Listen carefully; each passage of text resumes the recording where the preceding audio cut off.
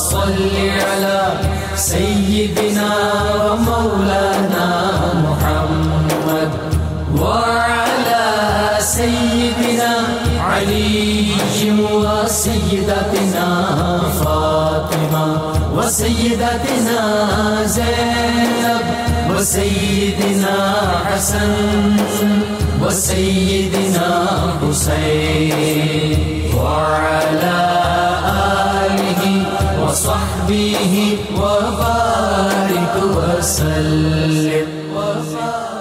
بسم اللہ الرحمن الرحیم. السلام علیکم ناظرین. اسماء النبی الکریم صلی اللہ علیہ وآلہ وسلم سے ایک اسم مبارک پڑھنے کی سعادت حاصل کر رہا ہوں. سیدنا الشاکر صلی اللہ علیہ وآلہ وسلم ہمارے سردار شکر ادا فرمانے والے درود و سلام بھیجے اللہ آپ صلی اللہ علیہ وسلم، آپ کی آل پاک اور آپ کے صحابہ کرام پر. ارشاد باری تعالیٰ ہے، اگر تم میرا شکر کرو گے تو میں تمہیں اور زیادہ عطا کروں گا. حضرت عبداللہ بن عباس رضی اللہ عنہما سے مروی ہے کہ رسول اللہ صلی اللہ علیہ وآلہ وسلم اکثر یہ دعا فرمایا کرتے تھے، یا اللہ مجھے اپنا بہت زیادہ شکر گزار اور ذکر کرنے والا بنا، تجھ سے بہت زیادہ ڈرنے والا، تیری اطاعت کرنے والا، تیری ہی جانب رجوع اور انابت کرنے والا بنا. اور اے میرے پروردگار میری توبہ قبول فرما، میری حجت ثابت کر دے، میرے دل کو ہدایت دے، میری زبان راست فرما اور میرے سینے کو کینہ اور بغض جیسی لغزشوں سے محفوظ فرما. آج کا ہمارا موضوع ہے عشق مصطفیٰ صلی اللہ علیہ وآلہ وسلم کے عملی تقاضے، اور میں اپنے مہمانوں کا تعارف شروع سے کروا دوں. اسلام آباد اسٹوڈیو میں آج میرے ساتھ تشریف فرما ہیں مفتی ضمیر احمد ساجد صاحب، معروف علمی شخصیت ہیں اور اسلام آباد کے حلقوں میں تو بہت ہی زیادہ جانے پہچانے پاپولر ہیں. لاہور اسٹوڈیو سے میرے ساتھ آج 3 اسکالر ہیں. مفتی عبدالرحمن قمر صاحب ہیں، یہ امریکہ سے تشریف لائے ہوئے ہیں، اور ان کے ساتھ علامہ بدر الزمان قادری ہیں، میرے مہمان بنتے رہتے ہیں. ماہر اقبالیات ڈاکٹر طاہر حمید تنولی، جو اس وقت پاکستانی پوری دنیا میں علامہ اقبال پہ دور حاضر میں اتھارٹی سمجھے جاتے ہیں، کئی کتابوں کے مصنف ہیں، علامہ کے حوالے سے بہت عام کتابیں لکھی جناب ڈاکٹر طاہر حمید تنولی صاحب نے. اور ناظرین کرام میرے تینوں مہمانوں سے آپ واقف ہیں. اصل میں ہمارے موضوع کا مغز وہی ہے کہ ہماری غیر مشروط محبت اور لامحدود وفاداری صرف اور صرف سرکار مدینہ صلی اللہ علیہ وسلم سے ہے.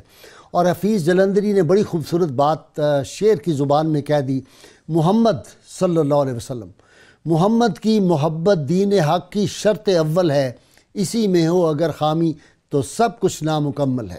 ناظرین کرام، رحمت کونین صلی اللہ علیہ وسلم سے محبت کے عملی تقاضوں میں سے آپ صلی اللہ علیہ وسلم نے ہمیں خود ہی ہر بات سکھا دی جی. دنیا کا کوئی ایسا مسئلہ نہیں جس میں رحمت کونین صلی اللہ علیہ وسلم نے ہماری رہنمائی نہ فرما دی ہو. اسی لیے میں کہا کرتا ہوں کہ وہ جو مظفر وارسی نے کہا تھا کہ رستہ کسی سے پوچھنا توہین ہے میری، ہر راہ گزار شہر پیمبر کو جائے ہے.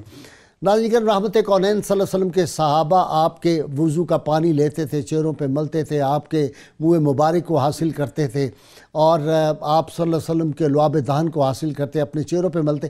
تو آپ صلی اللہ علیہ وسلم نے پوچھا صحابہ تم یہ کیوں کرتے ہو؟ عرض کیا یا رسول اللہ آپ سے محبت ہے.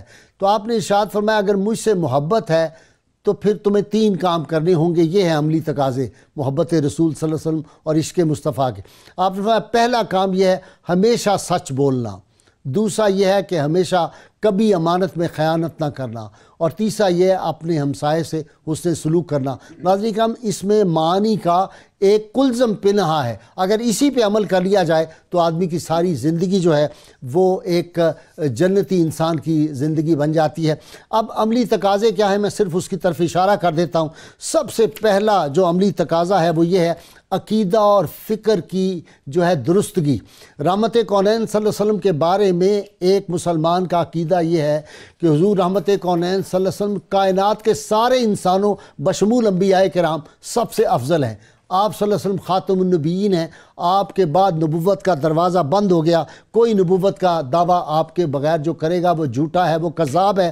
اور رحمت کونین صلی اللہ علیہ وسلم پہ نبوت کا دروازہ بند، ذات مکمل، پیغام مکمل، کتاب مکمل، یہ عقیدہ سب سے پہلے جو ہے۔ اور دوسرا تقاضا یہ ہے کہ رحمت کونین صلی اللہ علیہ وسلم سے ہماری جو نسبت عشقی ہے وہ اس طرح کی ہونی چاہیے جو آپ صلی اللہ علیہ وسلم نے ارشاد فرمایا، لا یؤمن احدکم حتی اکون احب الیہ من والدہ و ولدہ والناس اجمعین، کائنات کے سارے انسانوں، سارے رشتوں سے بڑھ کر اگر ذات مصطفیٰ صلی اللہ علیہ وسلم ہمیں عزیز نہیں ہے تو پھر ہمارا ایمان مکمل نہیں ہے۔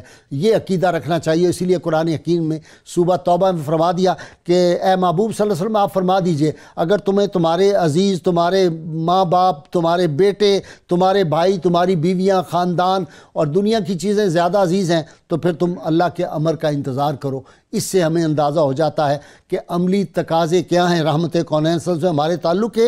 اور یہ نسبت عشقی ایسی ہے کہ اسی کا نتیجہ ہے کہ ابو عبیدہ بن جرح اپنے والد کو دیکھتے ہیں، اس نے آپ صلی اللہ علیہ وسلم کی شان پاک میں گستاخی کی، اس کی گردن اتار کے جا کے آپ صلی اللہ علیہ وسلم کے قدموں میں ڈال دی۔ حضرت عمر فاروق نے اپنے ماموں کی گردن اتار دی، محمد بن مسلمہ نے اپنے ماموں سکے کو جو تھا وہ جہنم رسید کر دیا تھا، وغیرہ وغیرہ، یہ ساری مثالیں۔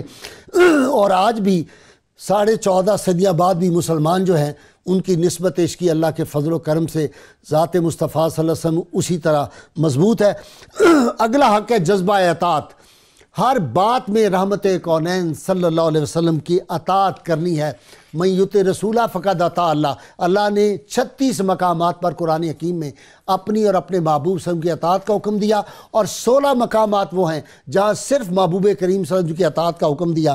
تو ناظرین کرام، پھر غیرت ناموس مصطفیٰ صلی اللہ علیہ وسلم، حضور صلی اللہ علیہ وسلم کی ناموس کی حفاظت ہر مسلمان پہ فرض بھی ہے، قرض بھی ہے، اور ہم نے یہ قرض ہمیشہ چکایا ہے اور تا قیامت ہم چکاتے رہیں گے۔ اور آخری یہ ہے کہ قرب مصطفیٰ صلی اللہ علیہ وسلم حاصل کرنا، اور اس کا طریقہ بھی آپ صلی اللہ علیہ وسلم کے قربان جاؤں۔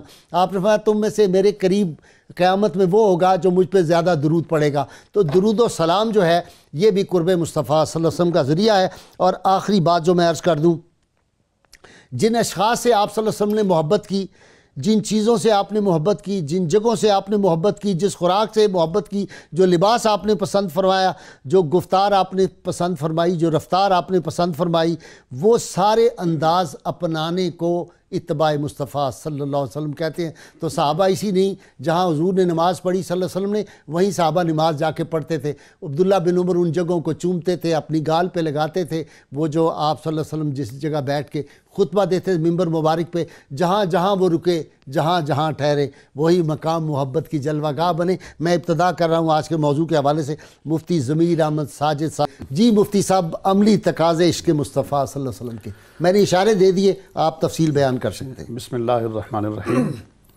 سب سے پہلے آپ کا شکریہ کہ آپ نے آج 92 میں بڑے اہم موضوع پر گفتگو کرنے کے لیے مجھے دعوت دی ہے، اور آپ نے بڑے خوبصورت انداز میں ایک طائرانہ نگاہ ڈالی ہے اس موضوع کے اوپر۔ اور بلا شبہ جب تک عشق رسول صلی اللہ تعالیٰ علیہ وسلم کے تقاضے پورے نہ ہوں تو اس وقت تک کوئی کامل مومن نہیں ہو سکتا ہے۔ صرف ایک زبانی دعویٰ کافی نہیں ہے، بلکہ اس کے لیے عمل بہت ضروری ہے۔ اور ان تقاضوں میں سے بہت سے تقاضے آپ نے گنوائے ہیں۔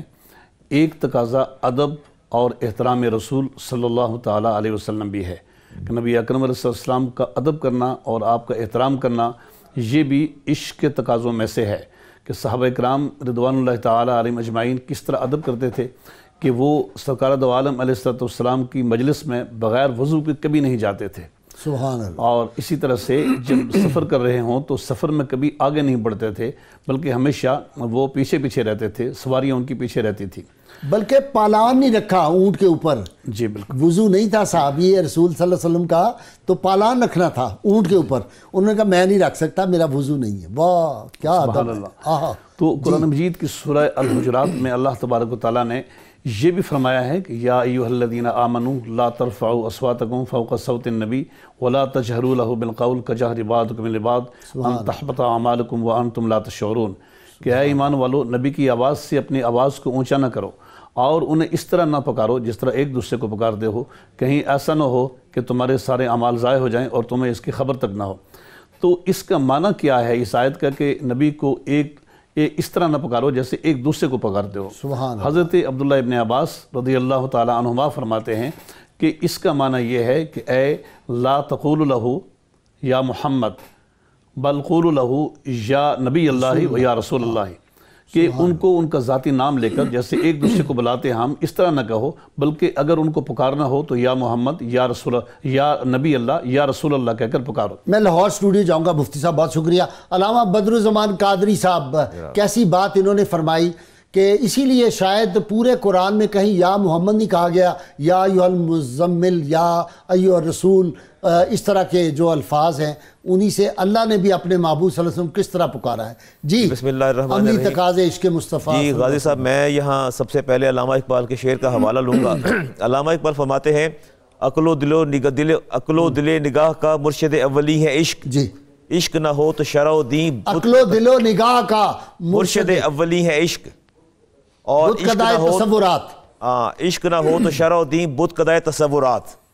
اقبال کہتے ہیں کہ اطاعت اس وقت باطل ہو جاتی ہے جب تک دل میں عشق مصطفیٰ کریم علیہ السلام نہ ہو، اور یہی بات امام جعفر صادق رضی اللہ تعالیٰ فرماتے ہیں کہ اللہ تعالیٰ نے جب مخلوق کو اپنی اطاعت کے حوالے سے عاجز دیکھا، اخرجہ الی الناس سفیرا صادقا، تو اپنے محبوب کو سفیر صادق اور برہان قاطع بنا کے بھیجا، فرمایا وجعل طاعتہ، اور اپنے نبی کی اطاعت کو اپنی اطاعت بنا دیا۔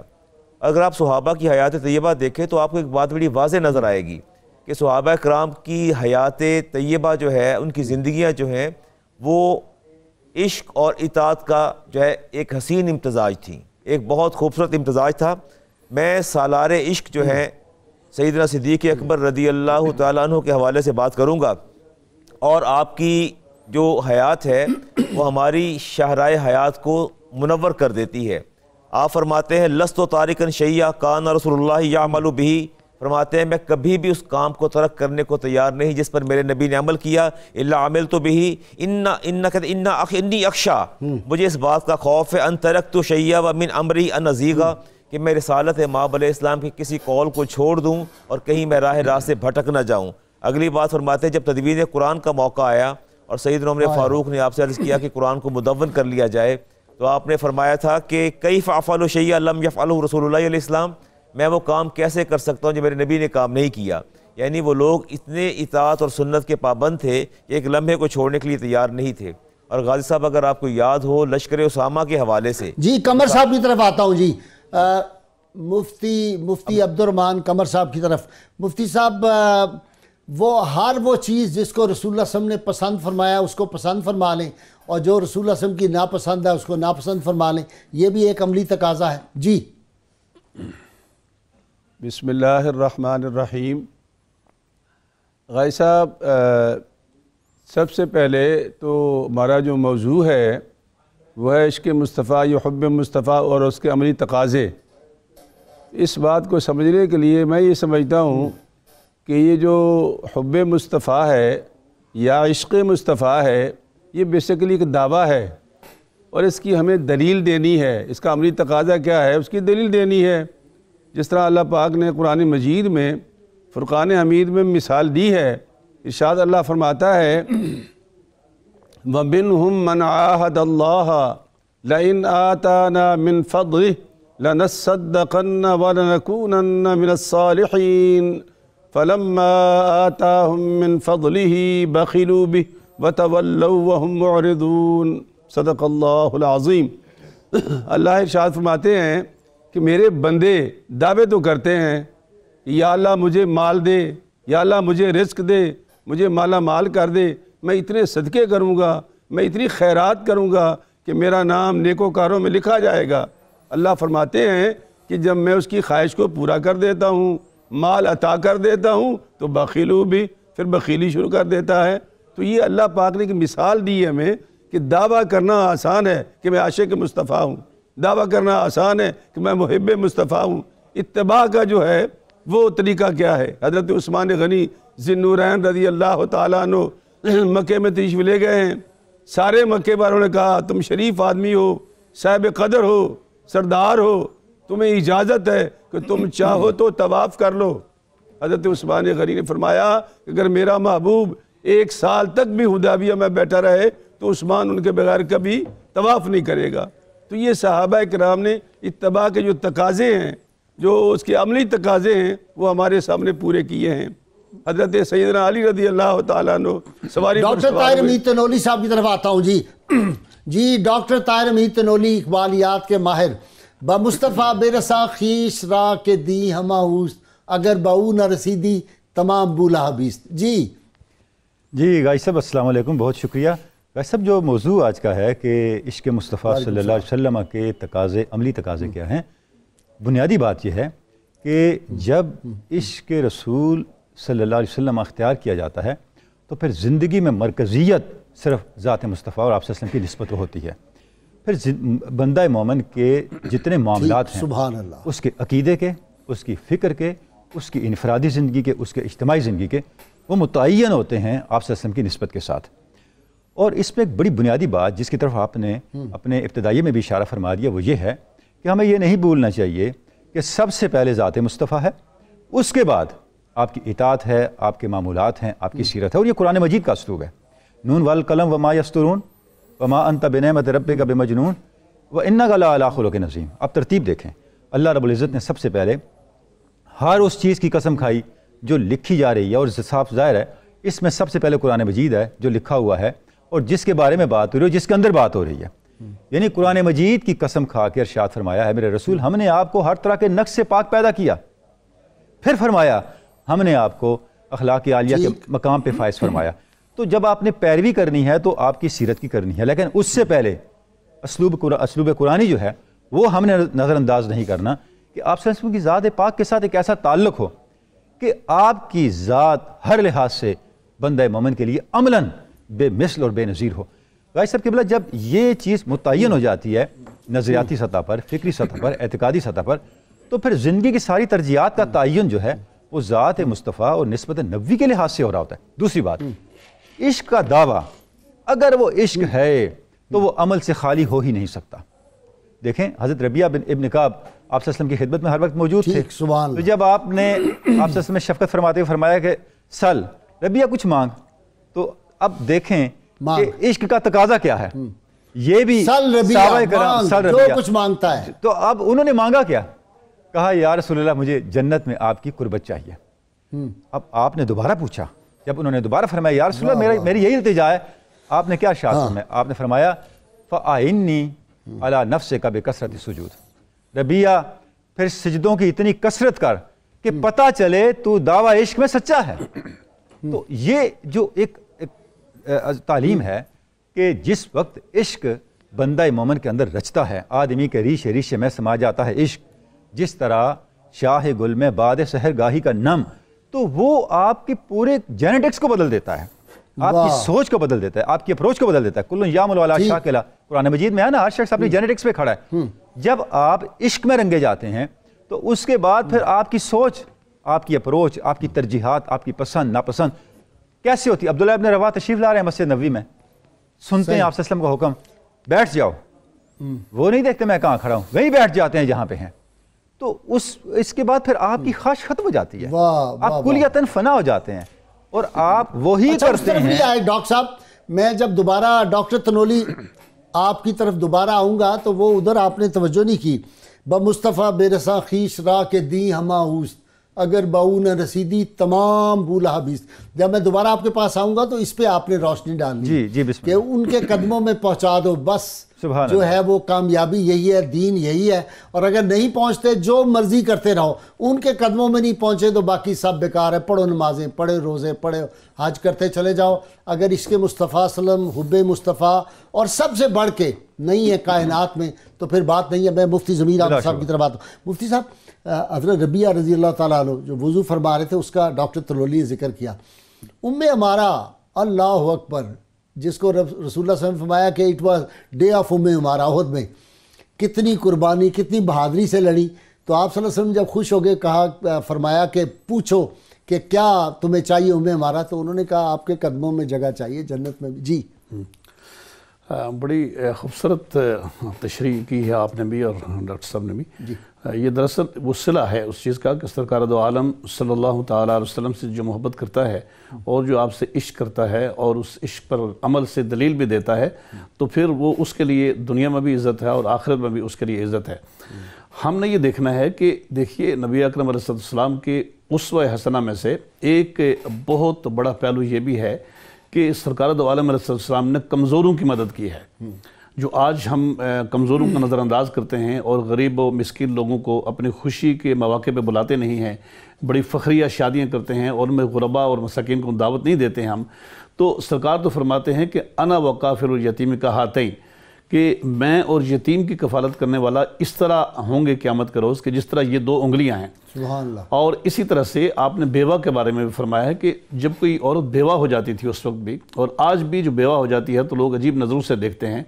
यतीम और बेवा को माशरे में कमज़ोर समझा जाता है, मगर रसूलुल्लाह अलैहिस्सलाम ने फरमाया है कि जो शख्स बेवा की खबरगिरी करता है और मदद करता है तो वो मुजाहिद फ़ी सबीलिल्लाह की तरह है, और वो इस तरह है जैसे कोई शख्स दिन को रोज़ा रखे और रात को अल्लाह की इबादत में खड़ा रहे।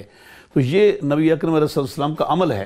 तो जब तक हम ऐसे आमाल नहीं करेंगे और उन निस्बतों से मोहब्बत नहीं करेंगे जो सरकार दो आलम सल्लल्लाहु अलैहि वसल्लम की निस्बतें हैं, तो हम कभी भी इश्क के दावा में सच्चे साबित नहीं हो सकते। इसी तरह ये भी एक पहलू है कि हुजूर सल्लल्लाहु आलम अलैहिस्सलाम की जो भी निस्बत है उससे ताल्लुक़ कायम करना, उससे मोहब्बत करना भी इश्क है।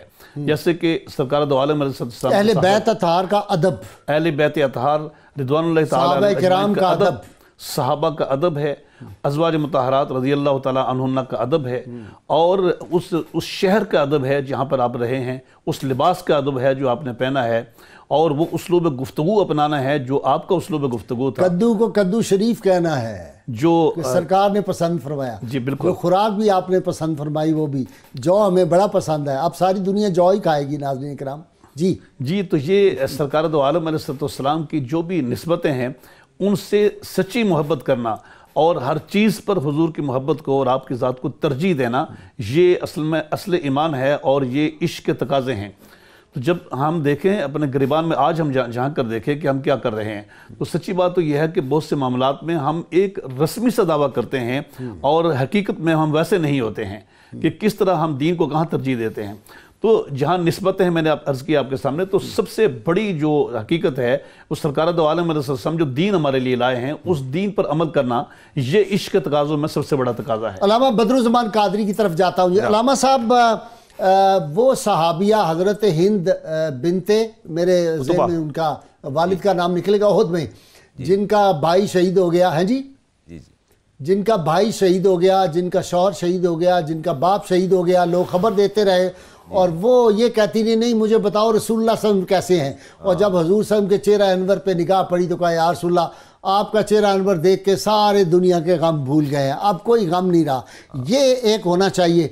मैं आपको एक खूबसूरत मिसाल आपके सामने रखता हूँ कि इत्तिबा और इश्क ये दोनों चीज़ें कैसे सामने आती हैं। बिलाल बिन अब्दुल्ला बिन उमर रज़ी अल्लाह ताला अन्हुम, अच्छा आप साहबजादे हैं अब्दुल्ला इब्न उमर के और पोते हैं सैयदना उमर फारूक के। आप तशरीफ़ फरमा थे तो अब्दुल्ला इब्न उमर ने अपने बेटे से कहा, नहीं सैयद सालिम की बात तो नहीं कर रहे, जी जी जी सालिम की बात तो नहीं कर रहे, जी जी उन्हीं की बात कर रहा हूँ, उन्हीं की बात कर रहा हूँ, उन्हीं की बात कर रहे हैं आप, उन्हीं की बात मैं कर रहा हूँ। तो जब आपने फरमाया कि मेरे नबी ने इरशाद फरमाया कि औरतें जब मस्जिद में जाएं तो उन्हें रोकना नहीं चाहिए, उन्होंने कहा वल्लाहि ला नमनअहुन्ना, खुदा की कसम हमने ज़रूर रोकेंगे।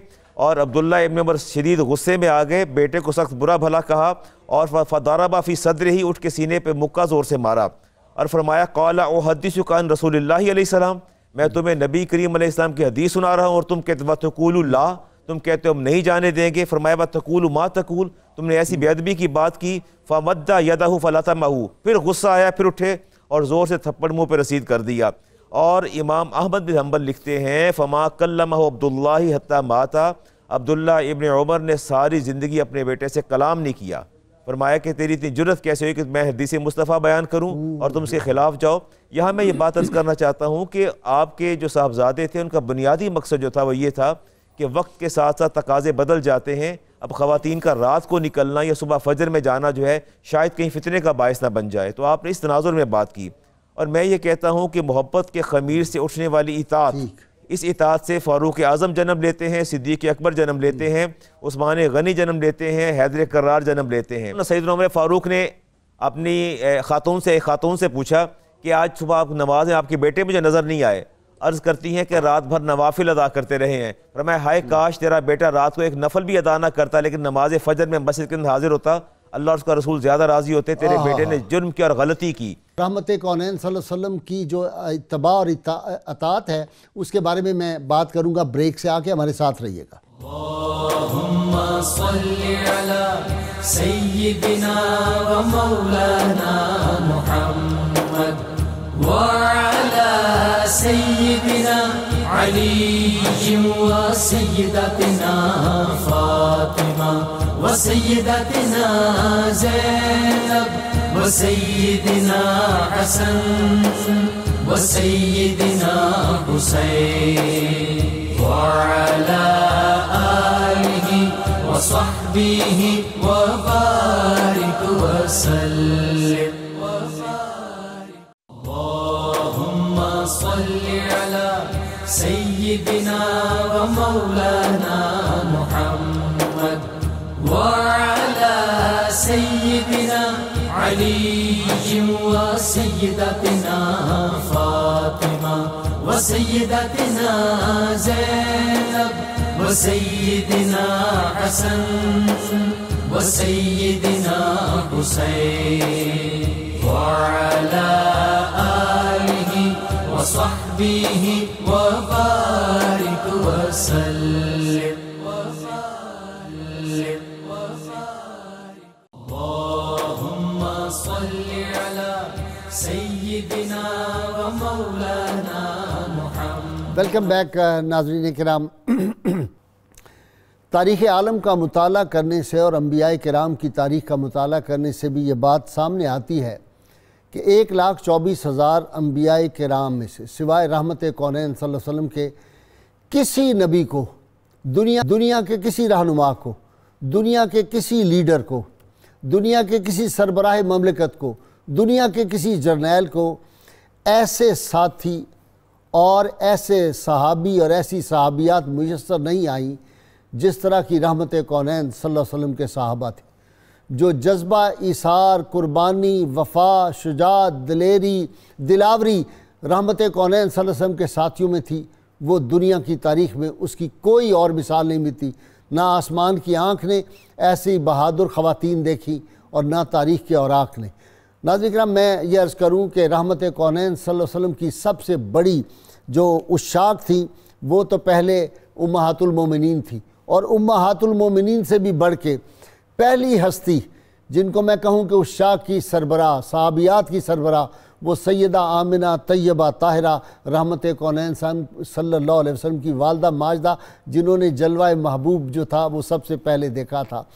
ناظرین کرام, اسی طرح ہم دیکھتے ہیں کہ سیدہ شفا حضور صلی اللہ علیہ وسلم کی جو خواتین دایا کے فرائض جنہوں نے سر انجام دیے تھے ان میں حضرت شفا ہیں, سیدہ فاطمہ بنت عبداللہ ہیں, حضرت عثمان بن عاص کی والدہ, اسی طرح سیدہ حلیمہ سعدیہ طیبہ طاہرہ, سیدہ صہیبہ ہیں, سیدہ ام ایمن ہیں, وغیرہ وغیرہ.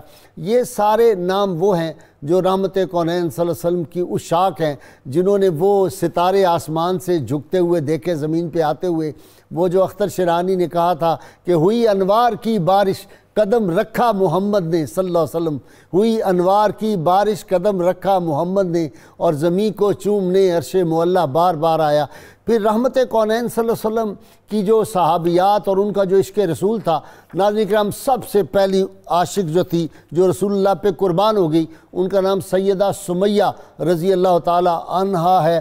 اور یہ سیدہ سمیہ وہ ہیں جن پہ کون سا ظلم ہے جو نہیں آزمایا گیا, اور حضرت سیدنا عمار بن یاسر کی والدہ ماجدہ, ان کی شہادت کیسے ہوئی, ان پہ کون کون سے مظالم کیے گئے, یہ میرے جو آج اسکالر بیان کریں گے. جی خان صاحب, وہ جو ہے نا حدیث پاک لا یؤمن احدکم حتی اکون احب الیہ من والدہ و ولدہ والناس اجمعین, اس کا اگر کوئی مجسم صورت ہو, اور وہ جو حفیظ جلندی نے کہا کہ محمد کی محبت صلی اللہ علیہ وسلم, محمد کی محبت دین حق کی شرط اول ہے, اسی میں ہو اگر خامی تو سب کچھ نامکمل ہے. یہ شرط اول انہوں نے نبھائی ہے صحابیات نے. جی بسم اللہ الرحمن الرحیم. بہت شکریہ محترم غازی صاحب. قرآن کریم کا جب ہم مطالعہ کرتے ہیں تو اس میں ایک خاص انداز یہ آتا ہے کہ وہ جگہ جگہ میں اس انداز سے نیکیوں کی طرف متوجہ کرتا ہے کہ جو ایمان لائے اور اعمال صالحہ بجا لائے، مومنین ہوں، مومنات ہوں، مسلمین ہوں، مسلمات ہوں۔ ٹھیک، لیکن قرآن حکیم نے ایک اور خوبصورت انداز دیا جس کو سامنے رکھ کر ہم حضرات صحابیہ رضوان اللہ علیہم اجمعین کا عشق جو ہے وہ دیکھ سکیں گے۔ ٹھیک، قرآن کہتا ہے کہ من عامل صالحا من ذکر او انثی وہو مومن فلنحیینہ حیاتا طیبہ، واہ، کہ کوئی مرد ہے یا عورت اور وہ اعمال صالحہ بجا لایا ہو بشرطے کہ وہ مومن بھی ہو۔ اب پہلے عمل صالح کا ذکر تو کر دیا، لیکن بعد میں مومن کہنے کا معنی یہ ہے کہ قرآن و سنت کی روشنی میں مومن کہتے ہی اس مرد اور عورت کو ہیں جو دل و جان سے ہر طرح سے ہر چیز آقا علیہ السلام پر فدا کرنے والا، آپ کی محبت میں گم ہونے والا ہو۔ تو جس طرح صحابہ کرام رضوان اللہ علیہم اجمعین نے حضور سید عالم صلی اللہ تعالی علیہ وسلم کی محبت میں اپنے آپ کو دو جہانوں سے بیگانہ کیا، سرور دو جہاں صلی اللہ علیہ وسلم ہیں جنہوں نے آ کر کہا کہ وَلَهُنَّ مِثْلُ الَّذِي عَلَيْهِنَّ بِالْمَعْرُوفِ، ان کے حقوق کا اس انداز میں تعین کیا کہ ان کو جینے کا سلیقہ ہی نہیں دیا بلکہ جینے کی بہاریں ان کے قدموں میں رکھ دیں کہ نبی اکرم رحمت عالم صلی اللہ تعالی علیہ وسلم پر ایک ایک صحابیہ، کیا کہیں تاریخ بتائے گی کہ نبی اکرم رحمت عالم صلی اللہ علیہ وسلم نے دودھ کا پیالہ منہ سے لگایا ہو اور پھر صحابیہ کے جب ہاتھ میں آئے اور وہ اسے اپنے گھٹنے پر رکھ کر اس طرح سے پھیر پھیر کر کہ آقا کا لب یہاں لگا ہوگا، آقا کا لب یہاں لگا ہوگا، آقا کا لب یہاں لگا، شفا بنت یزید کیا انداز اختیار کر رہی ہیں۔ جی ڈاکٹر تنوری صاحب،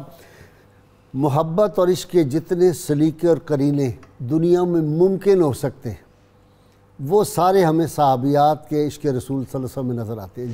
جی گائی صاحب، بالکل آج کا موضوع بہت ہی اچھوتا بھی ہے، اور صحابیات کے عشق رسول کا ذکر کرنا اس لیے بھی ضروری ہے کہ صحابیات کا عشق رسول صرف آپ صلی اللہ علیہ وسلم کی ذات پاک کے ساتھ محبت نہ تھا بلکہ اس معاشرے میں ایمان کے فروغ کی ایک طاقت بھی تھا۔ ٹھیک، سبحان اللہ۔ وہ اس طرح گائی صاحب آپ یہ دیکھیں صحابی کس کو کہتے ہیں؟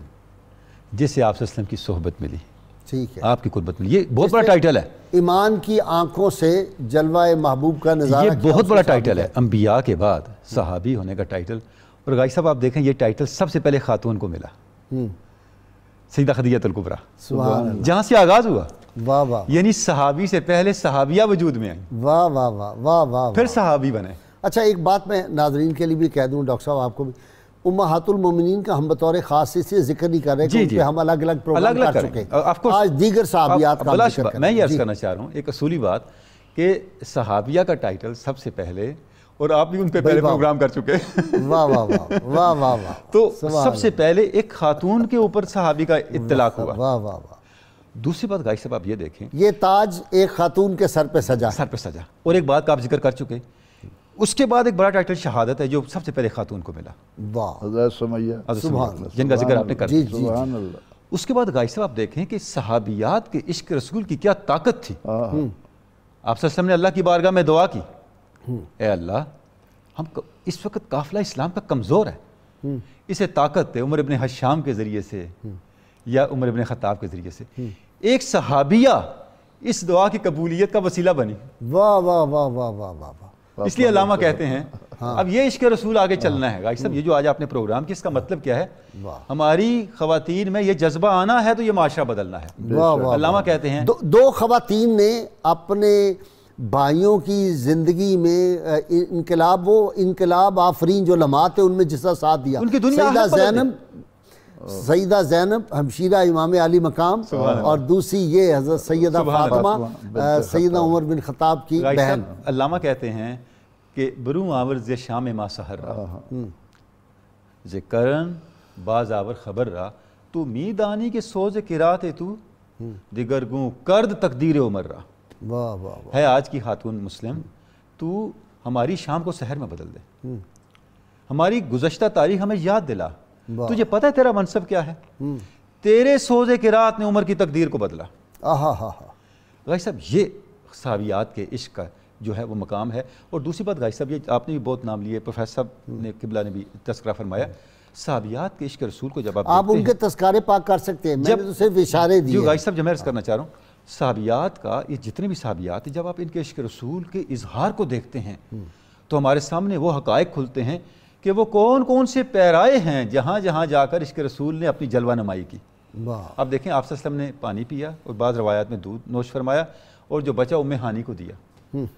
حضرت ام ہانی نے فرمایا آج میرا روزہ ہے لیکن روزے کی قضا پھر ہو جائے گی. سیدنا علی مرتضیٰ کی ہمشیرہ ام ہانی، حضرت ام ہانی کا ہے، ہاں وہی ہیں جی، کہ روزے کی قضا پھر ہو جائے گی، اچھا یہ نعمت پھر نہیں ملے گی.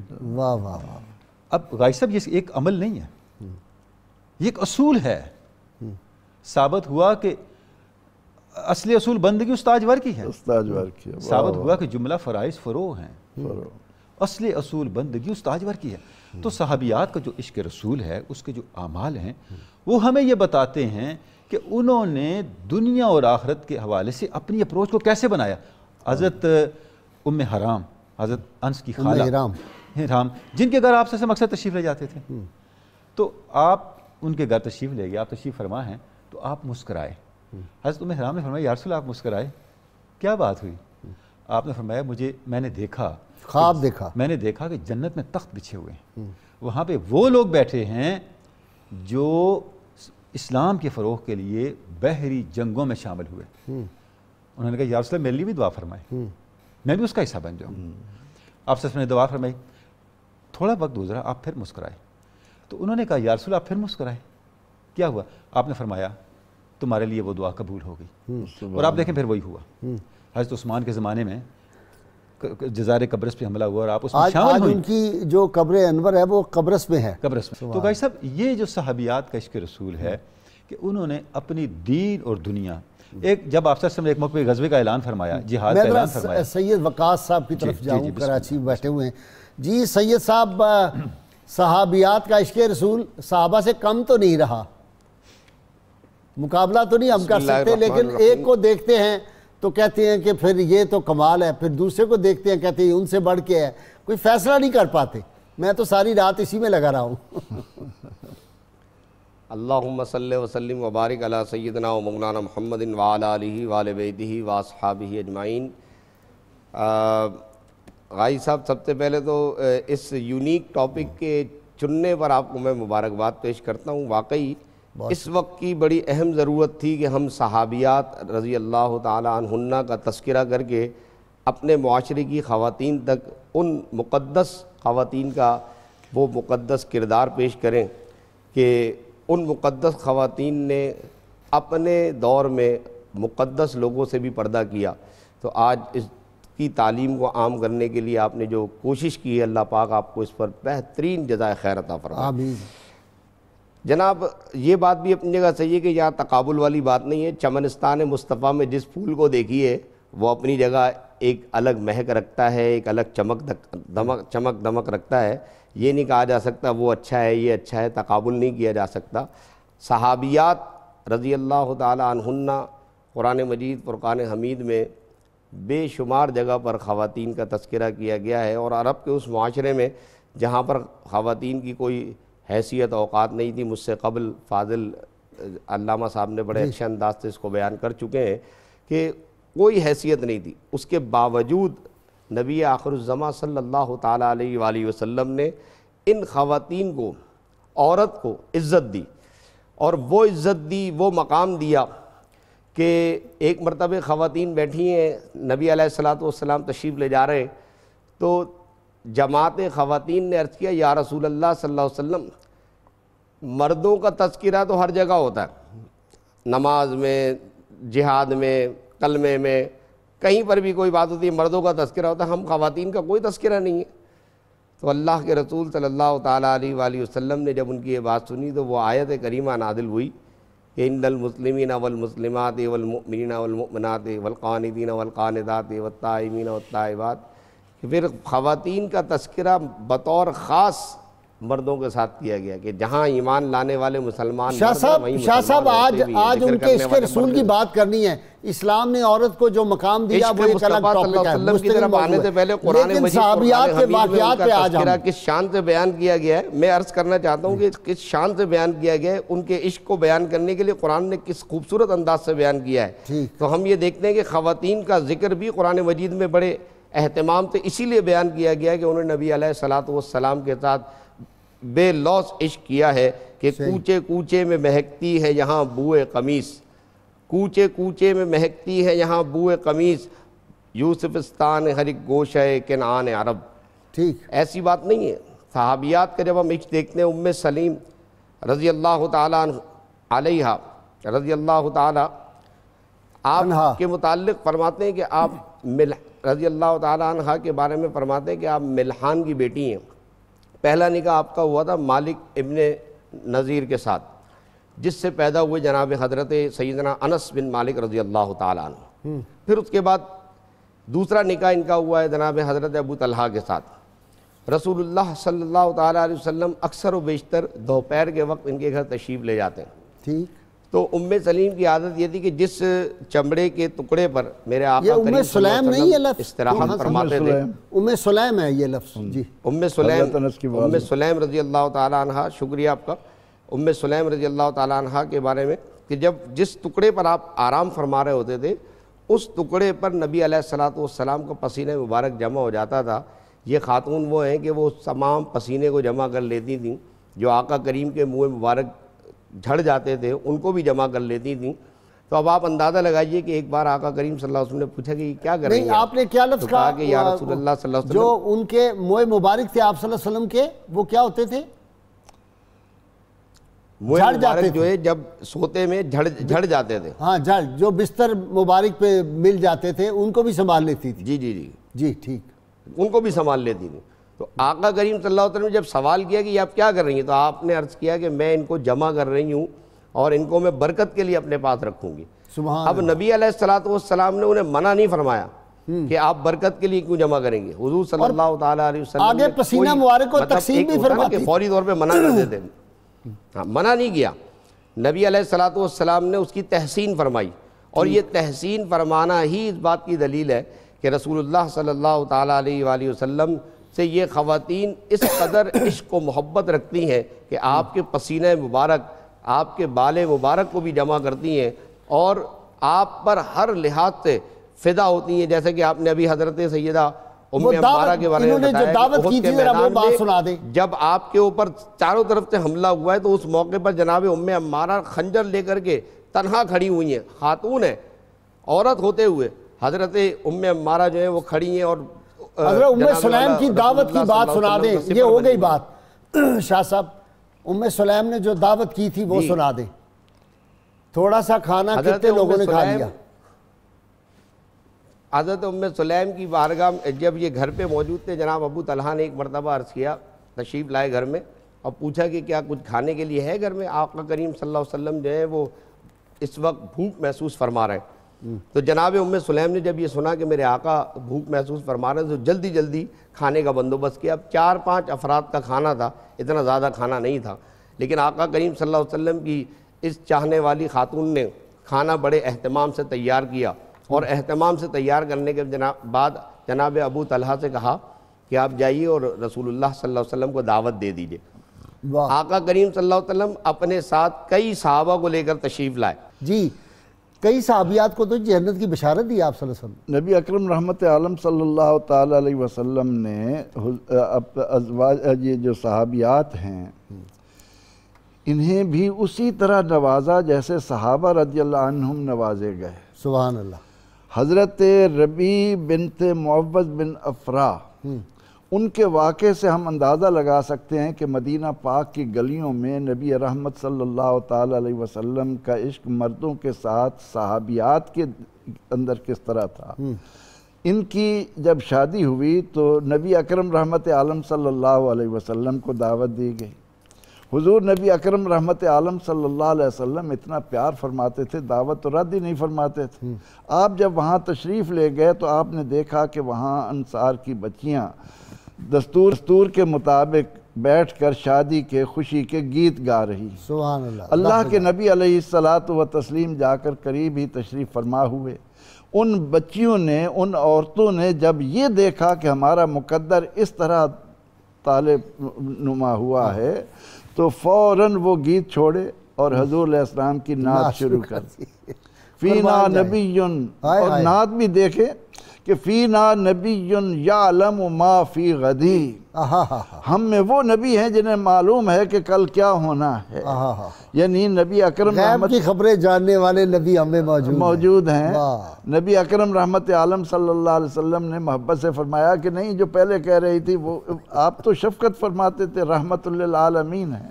اب انہی ربیع بنت معوذ بن افراح سے جب پوچھا گیا کہ رسول اکرم رحمت عالم صلی اللہ علیہ وسلم کا تعارف تو کراؤ، آپ کیسے تھے؟ تو ان کا جواب یہ تھا کہ لوگوں یوں تھا کہ جیسے سورج طلوع ہو رہا ہے. حضور نبی اکرم رحمت عالم صلی اللہ تعالی علیہ وسلم کے ساتھ مدینہ منورہ میں، بلکہ جو مکہ میں بھی رہ گئیں، ان کے عشق مصطفیٰ صلی اللہ علیہ وسلم کی ایک جھلک تو اسی وقت ہمارے سامنے آ جاتی ہے کہ جب ہجرت کرتی ہیں. تو یہ عشق رسول کی انتہا ہے. اللہ کہ گھر بار وطن عزیز و اقارب چھوڑ دینے، یعنی اللہ کے محبوب صلی اللہ علیہ وسلم کی خاطر. ایک آدھ مرد کو ہم نے دیکھا کہ وہ وہاں کی رنگینیوں میں کھویا، لیکن عورتوں نے نبی رحمت صلی اللہ علیہ وسلم سے ایسا عشق کیا، انہوں نے کہا کہ ہم ایمان کی خاطر، حضور علیہ السلام کی محبت کی خاطر شوہر کو چھوڑ سکتی ہیں، آپ کا دامن نہیں چھوڑ سکتی. جس طرح سیدہ عمر ابن خطاب کی بہن نے کہا تھا کہ گر توڑ دے تو ہڈیاں میری سبھی، دامن احمد نہ چھوڑوں گی کبھی. اسی طرح ہم دیکھتے ہیں کہ حضرت شفا بنت عبداللہ، ان کے گھر نبی اکرم رحمت عالم صلی اللہ علیہ وسلم جا کر قیلولہ فرما لیتے تھے. انہوں نے جب دیکھا کہ میرا یہ نصیب ہے تو انہوں نے حضور علیہ السلام کے لیے ایک بچھونا بھی مختص کر دیا اور آپ کے لیے ایک تہبند بھی رکھ دیا. اور ان میں جب آپ صلی اللہ علیہ وسلم کا پسینہ مبارک جذب ہوتا رہا تو وہ اس گھر میں تبرک کے طور پر ہو گیا. مروان نے بڑی کوشش کی کہ ان کے بیٹوں سے ان کو چھین لیں، لیکن انہوں نے دینے سے انکار کیا کہ یہ نبی اکرم رحمت عالم صلی اللہ تعالی علیہ وسلم، بلکہ ایک صحابیہ کی شادی تھی اور حضور علیہ الصلوۃ والتسلیم کے علم میں جب یہ بات آئی کہ وہ انتہائی غریب ہیں تو آپ نے ان کی بیٹی کے لیے اپنا پسینہ مبارک بھجوایا. اللہ. اور مدینہ منورہ میں وہ گھر دار الاطیبین کے نام سے، کہ اس گھر سے کتنی دیر تک حضور سید عالم صلی اللہ تعالی علیہ وسلم کے پسینہ مبارکہ کی خوشبو آتی رہتی تھی. یہی حال تھا. اب جیسے ہم نے حضرت ام سلیم کے بارے میں کتنی باتیں کیں، ان کے بارے میں ہے کہ جب انہوں نے دیکھا کہ نبی اکرم رحمت عالم صلی اللہ علیہ وسلم تشریف لائے ہیں اور مشکیزہ دیوار کے ساتھ لٹکا ہوا تھا، آقا علیہ السلام نے کھڑے ہو کر مشکیزے کے ساتھ منہ لگایا، وہ اپنی قسمت پر ناز کرنے لگیں کہ اس چمڑے کو حضور علیہ السلام کے لب مبارک لگے ہیں. انہوں نے تبرک کے طور پر اس کو کاٹ کر محفوظ کر لیا اور بعد میں جو بھی بیمار آتا وہ اس مشکیزہ جس سے حضور علیہ السلام کا منہ مبارک لگا تھا گھول کر ڈاکٹر پلاتی. تلولی صاحب، سیدہ حمنہ بنت جہش، سیدہ زینب بنت جہش کی بہن اور حسین ترین مدینہ منورہ کا جو انسان تھا، رحمت کونین صلی کے صحابہ میں سے حضرت مصعب بن عمیر رضی اللہ تعالیٰ، ان کی زوجہ ہے. اور عبداللہ بن جاش، ان کے بھائی بھی شہید ہو گئے. ماموں حضرت سید الشہداء امیر حمزہ بھی شہید ہو گئے. کیا خاتون تھی جی. غازی صاحب، اس کے باوجود ان کا جو جذبہ ہے عشق کا، آپ دیکھیں کہ یہ سارے غم بھول گئے جب آپ صلی اللہ علیہ وسلم کی قربت اور آپ صلی اللہ علیہ وسلم کی زیارت اور آپ صلی اللہ علیہ وسلم کا جلوہ آپ کے سامنے آیا. یہ جو عشق ہے جس میں زندگی، رشتے سب سے برتر حضور کی نسبت اور حضور کا تعلق بن جاتا ہے. اب دیکھیں آپ صلی اللہ علیہ وسلم نے مدینہ پاک کے اندر جہاد کا تیاری کا اعلان فرمایا، صحابہ کرام تیاری میں لگ گئے. جو کچھ تھا، ایک صحابیہ جن کے شوہر پہلے جہاد میں شہید ہو چکے تھے، کوئی ان کے گھر میں مرد نہ تھا. اب وہ سراپا درد و سوز بنی ہیں کہ میں کیسے اس غزوے میں شمولیت اختیار کروں. اپنے بچے کو اٹھایا، مسجد نبوی میں آئیں اور آپ کی گود میں ڈال دیا. آپ فرمایا یہ کیا؟ کہنے لگی میرے گھر میں کوئی مرد نہیں ہے. جس کو میں جہاد کے لیے بھجواتی آپ کے ساتھ، اس بچے کو لے جائیں. آپ نے فرمایا یہ بچہ کیسے جنگ لڑے گا؟ کہنے لگی یا رسول اللہ اس کو ڈال کے طور پہ استعمال کر لینا. بھائی صاحب آپ ذرا دیکھیں کہ اس ماں کا کیا جذبہ ہے کہ یعنی اپنے بچے کو اپنے سے الگ کرنا. یعنی اگر کوئی ماں اس کو آپ یہ کہیں کہ اپنے جسم کا حصہ کاٹ دے، شاید وہ کاٹ دے، بچے کو الگ نہ کرے گی، یہ کوئی ایسا جذبہ تو ہے نا، اس کو عشق رسول کہتے ہیں. پھر یہ کہنا کہ ڈال کے طور پہ، جس کو یہ پیش ہی ڈال کے طور پہ کیا نا، وہ تلوار تو نہیں اٹھا سکتا، چل تو نہیں سکتا، سامان تو نہیں اٹھا سکتا، آئے گے یہ ڈال بن جائے گا. تو یہ جو چیز تھی، اس لیے ہم نے بات شروع میں عرض کیا کہ جو صحابیات کا عشق رسول تھا وہ معاشرے کو بدلنے والا تھا. وہ صرف وہ ایک رواں جذبہ تھا جو دوسروں کو بدل دیتا تھا. آپ دیکھیں غزوہ خیبر کے اندر. اچھا ایک اور بھائی صاحب ہم نے بڑی جو قابل غور بات ہے صحابیات کی، جب ہم واقعات بیان کر رہے ہیں یا پڑھ رہے ہیں، آپ صلی اللہ علیہ وسلم کی اس کے اوپر توثیق ہے نا، آپ صلی اللہ علیہ وسلم نے اس کی تائید فرمائی نا، اس سے ایک طرز عمل بن رہا ہے، ایک اسلوب حیات سامنے آ رہا ہے. ٹھیک آپ دیکھیں غزوہ خیبر کے اندر آپ صلی اللہ علیہ وسلم نے ایک صحابیہ کو ہار پہنایا، زندگی بھر انہوں نے اس کو الگ نہ کیا اور وصیت کی جب میں مر جاؤں میرے ساتھ دفن کرنا. دیکھیں نا آپ سب اگر کسی چھوٹے صحابی کے پیار سے ہاتھ پھیرا سر پہ تو بیٹے کو کہا بال نہیں کٹوانے. سبحان اللہ. خواجہ گیسو دراز، آپ دیکھیں خواجہ گیسو دراز یاد آ جاتے ہیں. تو بھائی صاحب یہ جو چیز صفیہ بنت ہوئی کی اس سے جب شادی ہوئی ہے بن اخطب، ہاں تو اس وقت وہ جو ولیمہ کیا وہ بھی ام سلیم نے کیا ہے، حضور صلی اللہ علیہ وسلم کا ولیمہ کیا ہے. اللہ سبحان اللہ، کیا پیار ہے. تو بھائی صاحب یہ ان کو تیار بھی کیا، کہتے ہیں ان کا وہ جو بناؤ سنگار تھا وہ بھی انہوں نے کیا. تو یہ جو صحابیات کا جذبہ ہے کہ ہر لحاظ سے ہمیں ایک فدائیت جو ہے وہ صحابیات کے اندر نظر آتی ہے کہ وہ جتنے ان کی جو جہتیں ہیں وہ آ کے مرتکز ہوتی ہیں حضور کی ذات پاک پہ. واہ واہ واہ. ناظرین کرام کتاب الشفاء سے نسخے کا وقت ہو گیا. نظر بد اور جادو سے حفاظت کا یہ عمل ہے، فرمان نبی صلی اللہ علیہ وسلم ہے.